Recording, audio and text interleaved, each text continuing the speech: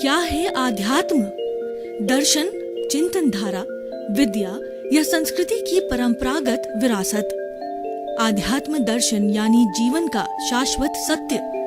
मानव जीवन से जुड़े शाश्वत सत्यों को जानिए और समझिए उपासक डॉक्टर सोहन राज तातेड़ से हमारे खास कार्यक्रम आत्मविज्ञान में। आत्मविज्ञान यानी सही दृष्टि, सही सोच। भाई और बहनों, मातृशक्ति को नमन। स्टूडियो में आपका हार्दिक स्वागत, अभिनंदन और सत्कार है। आत्मविज्ञान, साइंस ऑफ द सोल कार्यक्रम के केंद्र में आत्मा है और आत्मा हमारा अस्तित्व है। आत्मा है तो हम हैं और हमारे भीतर से आत्मा चली गई तो राम नाम सत्य है। यानी जो हमारा अस्तित्व है वह अस्तित्व क्या है, कैसे बनाए रखना है, उसको पहचाना मैं कौन हूं। इसकी पहचान करने के लिए हमने आत्मविज्ञान कार्यक्रम प्रारंभ किया है और जिसने मैं कौन हूं इसका परिचय कर लिया, उसने संपूर्ण विश्व का ज्ञान प्राप्त कर लिया, वो मुक्ति को जा सकता है। ये सारा कार्य जो है हम अलग अलग विषयों के माध्यम से आत्मविज्ञान कार्यक्रम में आप तक परोसते हैं। तो आज का हमारा बहुत ही छोटा सा सुंदर सा शब्द है, वह है कुदरत। कुदरत कहते हैं नेचर को, प्रकृति को, पर्यावरण, वर्ल्ड, कॉस्मोस, ब्रह्मांड और एनवायरनमेंट, कुछ भी कहिए, सारी कुदरत है। और हर प्राणी 84 लाख जीवा योनि उत्पत्ति स्थान है और जीवित प्राणियों की संख्या, आत्माओं की संख्या असंख्य अनंत है। जो लोग मैथमेटिक्स के स्टूडेंट वो जानते हैं इन्फिनिटी की गणना नहीं जा सकती है। यानी असंख्य प्राणी जो है, एकेंद्रिय, द्विंद्रिय, त्रिंद्रिय, चतुरेंद्रिय, पंचेंद्रिय, नर गति, तिर्यंज गति, मनुष्य गति, देव गति, और अगर मुक्त हो गए तो मोक्ष भी उसी नेचर में आता है, उसी कुदरत में आता है। यानी कुदरत सबका मालिक है, नेचर सबकी माँ है, सबको जन्म देने वाली है। कुदरत से ऊपर कोई नहीं है। आज का इंसान क्या करता है, वो कह रहा है कि प्रकृति मेरी जेब में है, इसीलिए उसने प्रकृति का दोहन किया। उसने पृथ्वी का दोहन करके 10,000 20,000 मीटर तक गहराई में जाकर के पेट्रोलियम और कई प्रोडक्ट्स निकाले और जो इस पृथ्वी माँ का कितना दोहन किया, जल को, स्टोरेज को समाप्त किया और उसके बाद के अंदर हीरे, पन्ने, माणक, मोती, मार्बल, सब चीजों को पृथ्वी माँ की गर्भ से निकाला। तो माँ जो है खोखली हो गई, वो बोखलाने लग गई और उसने झटके दिए, सुनामी आया, अकाल आया और अतिवृष्टि, अनावृष्टि, और आज ये कोरोना वायरस भी उसी की देन है। हम अप्राकृतिक हो गए, कुदरत की अवहेलना करने लग गए, कुदरत को मां नहीं समझते हैं और कुदरत के हम मालिक हो गए, कुदरत के गवर्निंग करने वाले गवर्नर हो गए। तो कुदरत हमको झटके दे रही है और आज कोरोना का जो आतंक है पूरे विश्व में फैला हुआ है, इसका कारण क्या है? कुदरत को चैलेंज करना, कुदरत की अवमानना करना, कुदरत के नियमों का पालन नहीं करना और कुदरत से अपने आप को बड़ा समझना, सुपीरियर समझना, उसी का परिणाम है। ये माँ के द्वारा बच्चे को दिया गया पनिशमेंट है। जब कभी भी अति हो जाती है तो माँ बच्चे को पनिशमेंट देती है और पनिशमेंट भी ऐसा देती है कि उसको मारती नहीं है लेकिन उसका सुधार करती है। तो कोरोना आया है तो भाई और बहनों, हम सुधर जाना चाहिए। हमारी जो लाइफ स्टाइल है उसको बदलना चाहिए। पूर्व की हमारी वेदों, उपनिषदों की, गीता के समय की जो लाइफ स्टाइल थी कि पृथ्वी, ये जो सारा ब्रह्मांड है, कुदरत है, ये 5 मूलभूत तत्वों से बना हुआ है। पृथ्वी, जल, अग्नि, वायु और आकाश, इन सब के देवी देवता होते थे, उनकी पूजा की जाती थी, समय समय पर उनकी उपासना की जाती थी। हमारे वेद उसी से भरे पड़े हैं, उपनिषद, गीता, आरण्यक, हमारे जो त्रिपिटक और आगम है, सब है वो हमारे इस नेचर माँ की उपासना के लिए बने हुए हैं। तो वही ये कुदरत है। और ये कुदरत पंचभूतात्मक जैसा मैंने बताया, और इन 5 भूतों से कोई भी जीवित प्राणी को ये नेचर माँ जन्म देती है और 5 भूतों से उसका पालन पोषण करती है।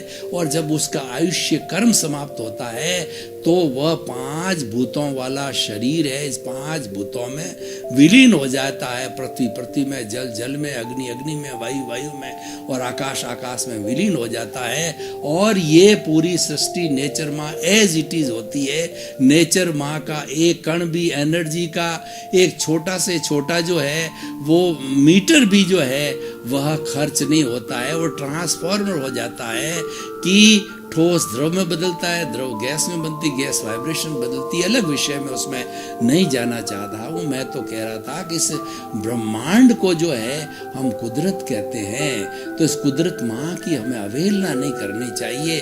कुदरत माँ कहती है कि सबको जन्म मैं देती हूँ। कैसे जन्म देती है हम आपको बताते हैं। मनुष्य को लीजिए तो मनुष्य का जन्म कैसे होता है कि माँ का अंडज होता है और पिता का शुक्राणु होता है। इंटरकोर्स के समय में जब शुक्राणु और अंडज मिलते हैं तो ये 2 जो है शेल्स होती है, 2 आत्माएं होती है, ये फ्यूजन करके और एक तीसरी नई शेल को पैदा करती है। दोनों समाप्त हो जाती फ्यूजन से, और तीसरी जो आत्मा जन्म लेती है वो भ्रूण कहलाती है, वो एम्ब्रियो कहलाती है। और उसके कर्म अलग है, उसमें आत्मा अलग है। और जो 2 पहले शुक्राणु और अंडज थे उसके कर्म अलग थे, उसके जो है वो अलग चीजें थी। जो नया एम्ब्रियो बना है वो धीरे धीरे माँ के गर्भ में डेवलप होता होता 9 महीने के बाद बाहर आता है। ये तो मैंने एक उदाहरण दिया। इसी तरह से इस पृथ्वी के अंदर जो जन्म लेने वाले कई तरह समूर्छम जन्म होता है, एक इंद्रिय, द्विंद्रिय, त्रिइंद्रिय, चतुरेंद्रिय तक जो है ये समूर्छम जन्म होता है। वो समूर्छम जन्म कैसे होता है कि वो वायुमंडल, आर्द्रता, टेम्परेचर, सर्दी गर्मी, ऐसा जब वातावरण बनता है तो इसमें एक इंद्रिय से चतुरेंद्रिय तक के बहुत से जीव पैदा होते हैं, ग्राफ्टिंग से पैदा होते हैं और हमारे जेनेटिक इंजीनियरिंग से पैदा होते हैं। इसीलिए बरसात के समय में ऐसा वायुमंडल, ऐसा वातावरण बनता है तो असंख्य जीव जो है वो हमारी इस धरती के ऊपर जो है चलने फिरने लग जाते हैं, हमको साफ दिखाई देते हैं।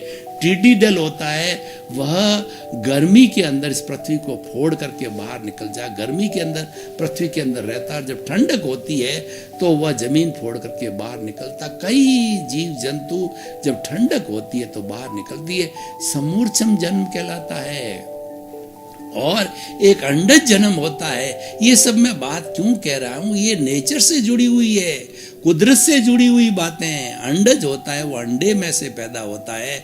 चिड़ी है और आपका कौआ है, कोयल है और जो है आपका कबूतर है, ये अंडज है। और पोतज जो होता है जैसे कि शेर है, हाथी है और जो है आपका ऊंट है, गाय है, भैंस है, इसके अंदर जो बच्चा पैदा होते ही थोड़े समय के बाद में वो चलने लग जाता है। और ये गर्भज होता है, मनुष्य होता है, तो वह बच्चा 9 महीने के अंदर माँ के पेट में रह करके बाहर आता है तो 2-3 साल के बाद के अंदर वो चलने लगता है। उसके सारे ऑर्गन्स है, टिश्यूज है और सिस्टम है, डेवलप होते हैं, बुद्धि डेवलप होती है, मन बुद्धि चित्त अहंकार डेवलप होता है।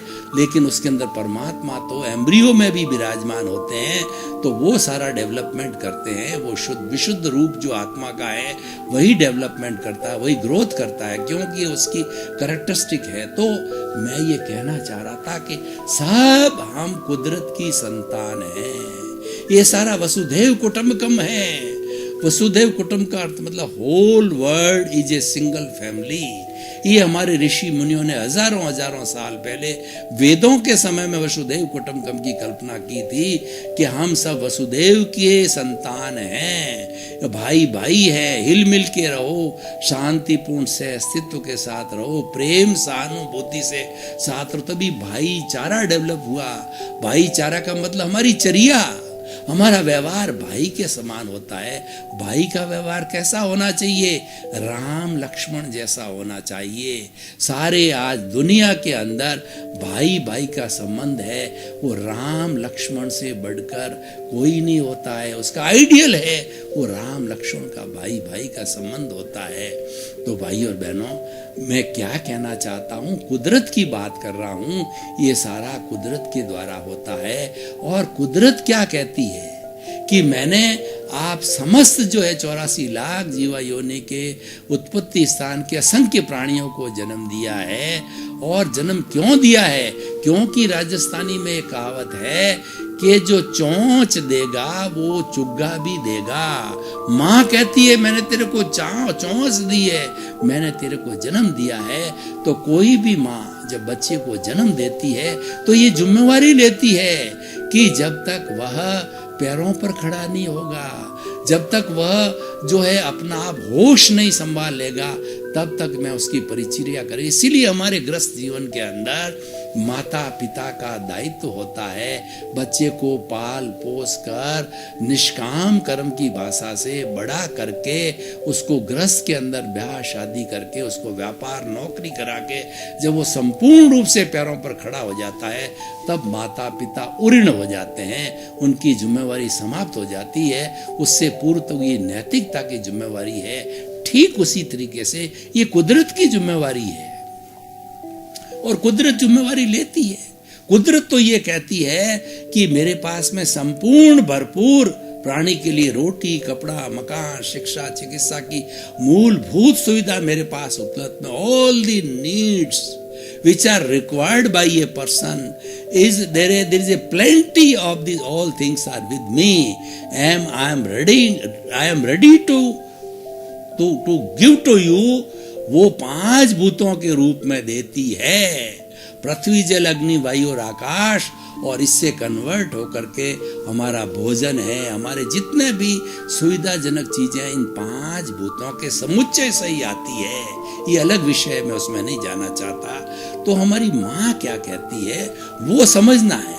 माँ ने एक सिद्धांत दिया नीड और ग्रीड का। उसने बेसिक तौर पे अगर अभी तो क्या है 1 या 2 संतान होती है, पुराने जमाने में 1 डजन संतान होती थी।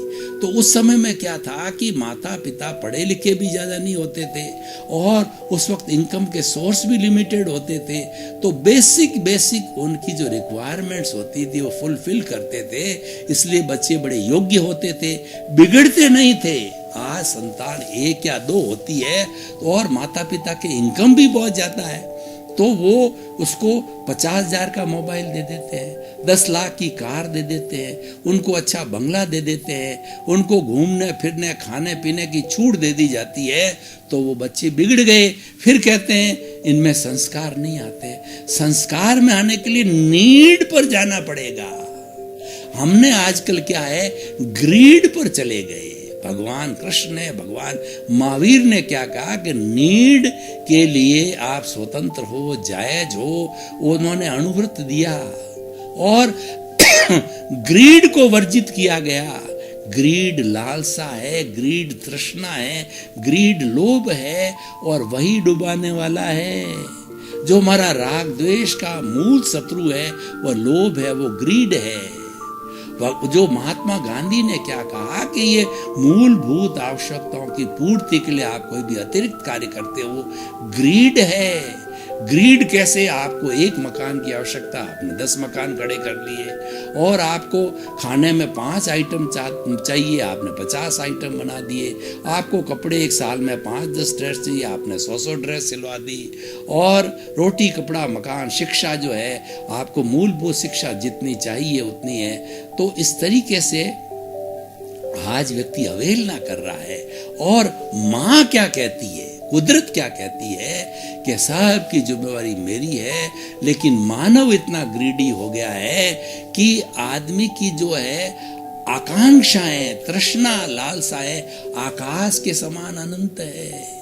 एक व्यक्ति को पूरी नेचर माँ दे दी जाए, पूरा ब्रह्मांड की संपत्ति दे दी जाए तो भी नहीं धापता है। इतना बड़ा लोभी हो गया है कि मुझे और चाहिए।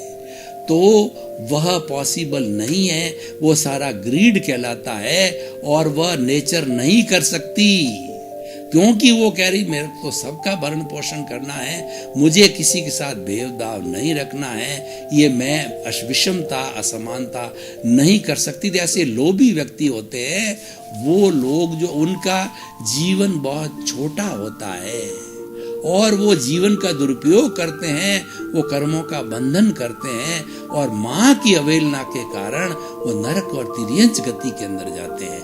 तो मैं क्या कहना चाहता हूँ आज कुदरत एपिसोड के साथ में, ये बड़ा एलाबोरेट विषय है। हमें पुराने वेदों के समय के अंदर इनकी उपासना की जाती थी, इनकी पूजा की जाती थी, इनको नतमस्तक हुआ जाता था, क्योंकि वो हमारे हितैषी है। मैं पेड़ पौधों की बात करूं तो हमारे पेड़ पौधे हमको ऑक्सीजन देते हैं, और पीपल का एक ऐसा पेड़ है जो 24 घंटे ऑक्सीजन छोड़ता है। सारे पेड़ ऑक्सीजन छोड़ते हैं, कुछ दिन में छोड़ते हैं, रात में नहीं छोड़ते हैं, लेकिन जो पीपल है 24 आवर्स ऑक्सीजन देता है। और ये सिंथेसिस के माध्यम से सारे पेड़ पौधे हमारी दूषित कार्बन डाइऑक्साइड जो हम नाक से छोड़ते हैं, फैक्ट्रियों से आती है और अलग अलग जगहों से जितने भी कार्बन डाइऑक्साइड कॉस्मॉस में है, वो अपना भोजन बनाते हैं पेड़ पौधे। इसीलिए कहा गया है कि वनों को काटना नहीं चाहिए और पेड़ लगाओ। आज विज्ञान ने इतनी तरक्की कर ली है, उसने इतने बड़े बड़े आविष्कार कर दिए, अणु बम एटम बम के आविष्कार कर दिए हैं और इतनी जो इंटरनेट की व्यवस्था कर दी है, लेकिन वो ऑक्सीजन नहीं बना पाया और बना भी नहीं पाएगा। विज्ञान तो केवल बॉटलिंग करता है, वो भरी हुई ऑक्सीजन हमारे हॉस्पिटल के अंदर प्राण वायु के रूप में मरते हुए व्यक्ति के काम आती है, लेकिन जो है वह उसका ओरिजिन है हमारे पेड़ पौधे हैं। तो हमारे कितने हितैषी है, क्या हम उनके कृतज्ञ, हमें कृतज्ञ नहीं होना चाहिए? हमें पेड़ पौधे को काटना चाहिए? अरे हम अपने पैरों कुल्हाड़ी मारे हैं, वो तो हमको प्राण वायु देता है और हम उसको जो है काटते हैं।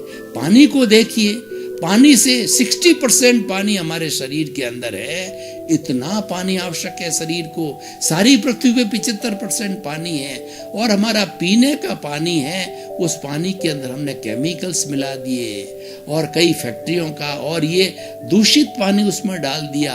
उससे आज ये हमारी कुदरत है पॉल्यूटेड हो गई है।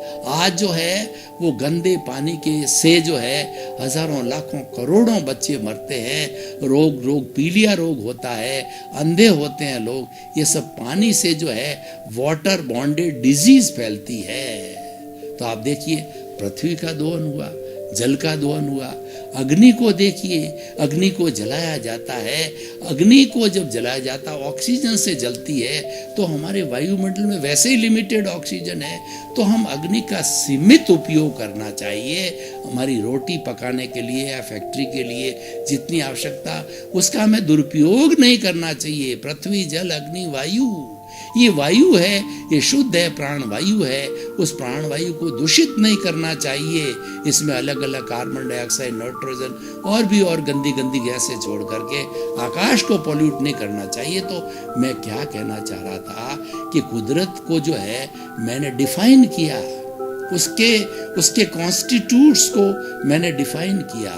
तो ये बेसिक कॉन्स्टिट्यूट्स है, पृथ्वी जल अग्नि वायु है, दो शुड नॉट बी पॉल्यूटेड। आज जो हमारे वैज्ञानिक बड़े चिंतित है कि अगला विश्व युद्ध होगा वो पानी के लिए होगा, क्योंकि पानी इतना पॉल्यूट हो गया है और इतना वेस्टेज किया हमने।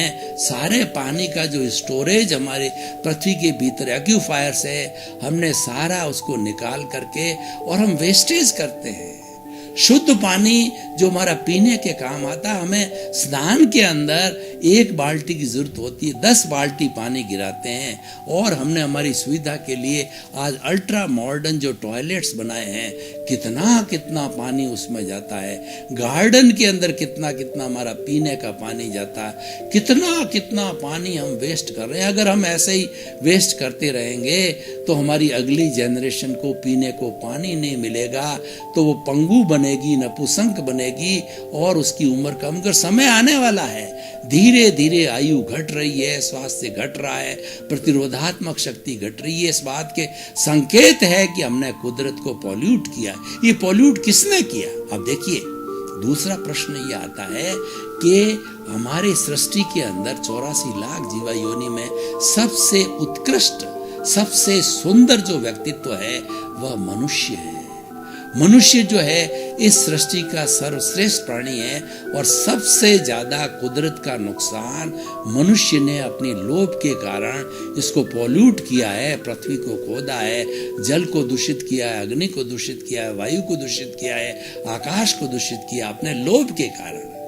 वह बड़ा पैसे का संचय करने के कारण जो है उसका कारण उसका लोभ है, आकांक्षा है, लालसा है, तृष्णा है, ग्रीड है, उसके कारण किया है। तो ये मनुष्य ही जितना खराबा कर रहा है उतना कोई भी प्राणी नुकसान नहीं कर रहा है। दूसरे प्राणियों को देखिए, वो प्राणी इस कुदरत का बहुत कम नुकसान करते हैं। गाय को देखिए कि गाय को जब भोजन की आवश्यकता होती है तो कुछ जो है हमारे जो घास फूस के बूटे होते हैं ऊपर ऊपर से घास खा जाते, उसको जड़ से नहीं उखाड़ती है।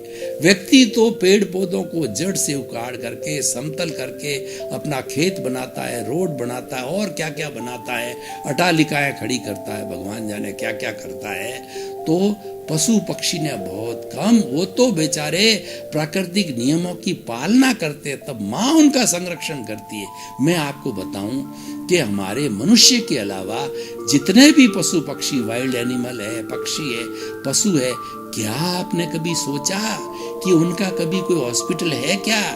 हमने वेटरनरी हॉस्पिटल बनाए तो कितने पशुओं की हम वहां पे जो पट्टी, मरहम पट्टी करते हैं, खाली नाम मात्र के हैं। भाई और बहनों, आपका बहुत बहुत धन्यवाद। आत्मविज्ञान कार्यक्रम एक शिक्षा का कार्यक्रम है। आत्मविज्ञान कार्यक्रम चिंतन को मोड़ने का कार्यक्रम है। ये दृष्टि को अच्छा बनाने का कार्यक्रम है, सृष्टि को अच्छा बनाने का कार्यक्रम है, अच्छा इंसान बनाने का कार्यक्रम है। सुधरे व्यक्ति समाज व्यक्ति से राष्ट्र स्वयं सुधरेगा, ये इसका लक्ष्य है। सर्वे भवन्तु सुखिनः, सर्वे भवन्तु निरामया। जगत के सब जीवों को सुख मिले, शांति मिले, आनंद मिले, प्रेम मिले। इसी क्रम में आपका जीवन आनंदमय हो। आपके प्रति बहुत बहुत मंगल भाव। क्या है आध्यात्म? दर्शन, चिंतन धारा, विद्या या संस्कृति की परंपरागत विरासत। आध्यात्म दर्शन यानी जीवन का शाश्वत सत्य। मानव जीवन से जुड़े शाश्वत सत्यों को जानिए और समझिए उपासक डॉक्टर सोहनराज तातेड़ से हमारे खास कार्यक्रम आत्मविज्ञान में। आत्मविज्ञान यानी सही दृष्टि, सही सोच।